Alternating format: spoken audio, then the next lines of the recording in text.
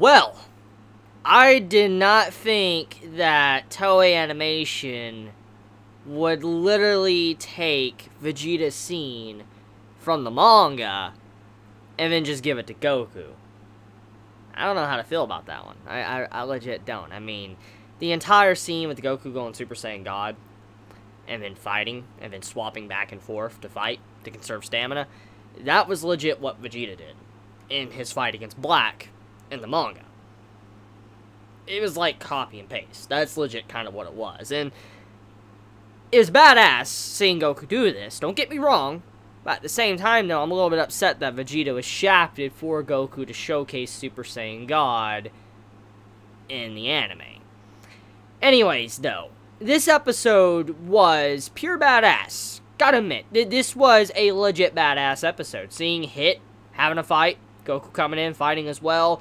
It was truly a good episode. Yes, it was. Even art and animation, it was a good fucking episode. And so, I'm not really going to complain. Even though I know many are going to want to come in here and they're going to start bitching that, you know, the anime is taken away from Vegeta or copying the manga and adding it here. I know there's going to be a lot of complaints about that. And in some ways, I'm a little bit upset that some things were taken from Vegeta. But I'm not going to let that decide if this episode was good or not. Because in reality, this episode was fantastic. Seeing Hit fight and how he was fighting back against Despo, I think that's how you pronounce his name, was truly awesome. I mean, that was sincerely a great moment of the episode, because Hit's a cool character. He's definitely one of my personal favorites now, and he's quickly become like a fan favorite of the entire community of Dragon Ball because of how he was introduced into the series. And now seeing how he fights, how he uses like his time skip and all that to fight, how he could phase through the dimension, all that, make people go through him, and also just in general how he could fight from range as well, using like his invisible punch basically,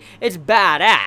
And seeing the situation he was in this episode while he was fighting, I actually got chills. I was like, holy shit, is Hit gonna get his ass beat? Is he actually going to lose? Because, I mean, while he was fighting Despo, Despo was proving that he was not someone that was actually weak. And that honestly made the episode so much more enjoyable, because one of the big things that the Tournament of Power has been lacking, in my personal opinion, is people that have threat behind them. For instance, the feeling of, holy shit, this dude is insane. Like, how are you supposed to beat this man? It's like Jiren. You know, Jiren, he's, you know, someone that has been built up for a while. He has a lot of strength and backing and all that. Many of the community of Dragon Ball are like, holy shit, this man's gonna be insane. Goku's gonna need a new form to be able to fight this man, which that could potentially happen because of the manga, if they're taking stuff from the manga. But, I'll get into that in a moment. Basically, though, there's some characters have been built up to be very strong, but one of the big things that this tournament has been lacking is that. And Despo is like one of the first few guys we have seen, besides Gohan's fighting last week, that are very strong and holds up to all the expectations we wanted from this tournament. And when you see Despo fighting Hit, he's countering him. Every time he hears the muscles tensing up and he's about to use his time skip, he punches Hit and just stops him. It's incredibly badass. You're like, oh my god, Hit's actually being countered. He's not being able to use something that's his signature move. But even then, while he's being countered, he's also fighting Despo and trying to figure out a way around him. Like, he's blocking his vitals and all that as Despo's beating the shit out of him. That was a great moment to show that Hit was trying to learn how this man fights and how he can counter him even without using his time skip. Which then he came to the conclusion he just needs to tense up his muscles just like how he uses his time skip, and so he can bait Despo to attack him, and he can counter instantly while he's in mid-flight towards him. So Hit learned how to counter him. It was like a counter to a counter. Badass. And then Goku coming in as well, that also is truly awesome. And it was a nice tag team fight too. They were helping each other, swapping opponents back and forth while they were fighting. Really good stuff. And I mean, you would expect like Hit to be kind of upset that Goku came in or whatever, but then Goku actually came in and started helping him. Hit was actually working with him, and then they went their own ways once the fight was done. And they're like, if you make it to the final part of the tournament, we're the last ones to fight, let's, you know, finish this once and for all. I was really excited to see. I'm like, yo, this is fucking badass. Just seeing Goku and Hit talk like this, and they're like, you know what?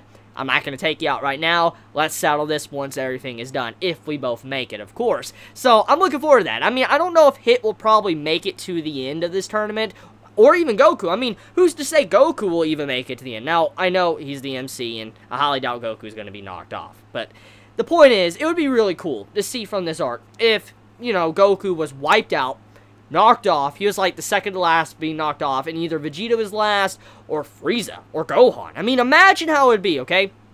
If Goku was to get knocked off, he was like the third person to get knocked off, or he was like second from last to be knocked off, and the only one that could stand up and save the entire universe would be Frieza, or Gohan, or Vegeta. I would really love to see Frieza do it. That would just be very interesting to see how Frieza would hold the fate of the entire universe in his hand. And how he would do that, I'm just very curious how he would handle it. So, I'm just curious if something like that would happen. It would make the tournament very interesting to see Goku actually lose, get knocked out. Yes, he fights Jiren, kicks his ass or whatever, gets a new form, beats him. But then, we have it where he's knocked out, and then someone else has to step up, and they have to hold the place and be the final survivor of the tournament. That is what I want to see. And so, I just hope something interesting like that does happen.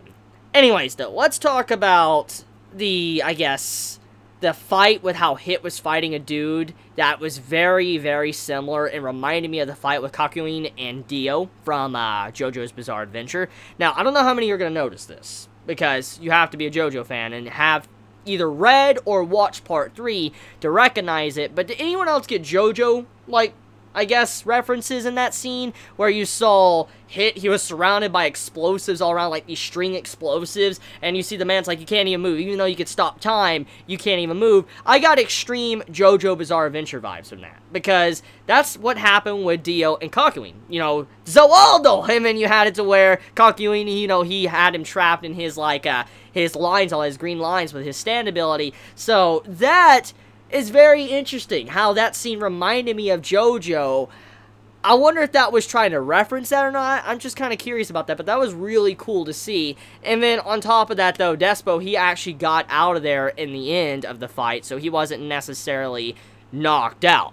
So we're going to have more of him before everything is said and done. And Despo has definitely proved that he is very strong. He's definitely not fodder. You cannot consider the man fodder, especially how he was fighting Hit and all that, and then how he was fighting Goku. You could just see that the man is a really skilled fighter, and I feel like next time he enters the fray, he's going to be very strong and a very tough opponent to bring down. So, now with that out of the way, let's talk about one of the big things that needs to be discussed, and that will be Goku's new form. Since it's obvious that Toei Animation are going to be taking things from the manga, and obviously some things from the manga are vastly different from the anime. I mean, the entire Goku Black arc is completely different. I mean, everything that went down is very different. Since we know that Vegeta's scene was taken from the manga and now given to Goku, I'm under the impression that Goku is going to showcase a new transformation very soon, and I think we can all consider what this transformation most likely is going to be.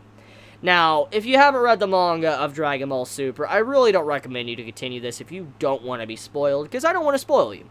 But I could be wrong about this still. I could be wrong about the potential transformation, but this is most likely where it's going to go, since we had the scene with Super Saiyan God.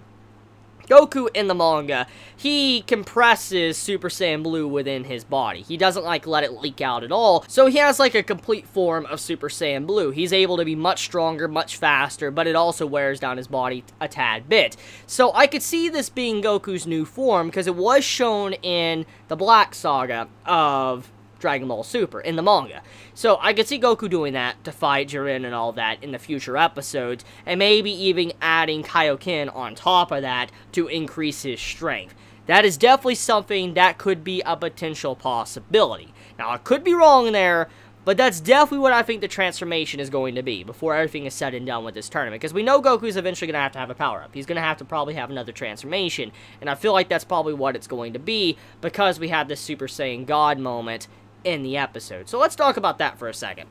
So it is officially confirmed, now it is canon in the anime, that Super Saiyan God is a weaker version of Super Saiyan Blue. That is officially confirmed now. And it's also officially confirmed now that Super Saiyan God conserves stamina and it's faster than Super Saiyan, but Super Saiyan Blue is much stronger, but stamina is a big thing. You lose your stamina quite quickly.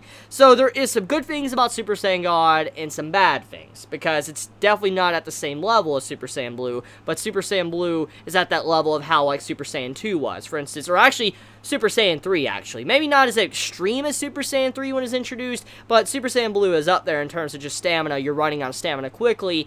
Even though you have good ki control, just your stamina is running down, and you're just draining your body, making yourself very tired. And so, that's the problem there. That's what Goku has when he uses Super Saiyan Blue. So, he had to use Super Saiyan God to be able to conserve stamina, and also remain and contain speed where he can keep up with people or fight Despo, for instance, and that is why he was using it.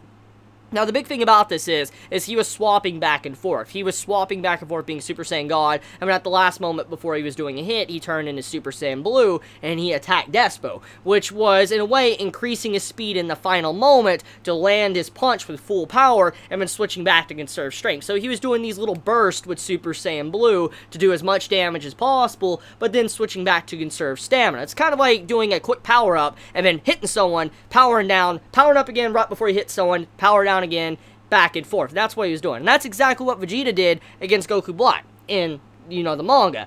So, I do like how this has officially been confirmed as canon now. For instance, Super Saiyan God. It just makes you question why we haven't seen this form ever, actually. I mean, you would think since Goku has had this form, and since he loves to kind of spam Super Saiyan, you think he would use Super Saiyan God.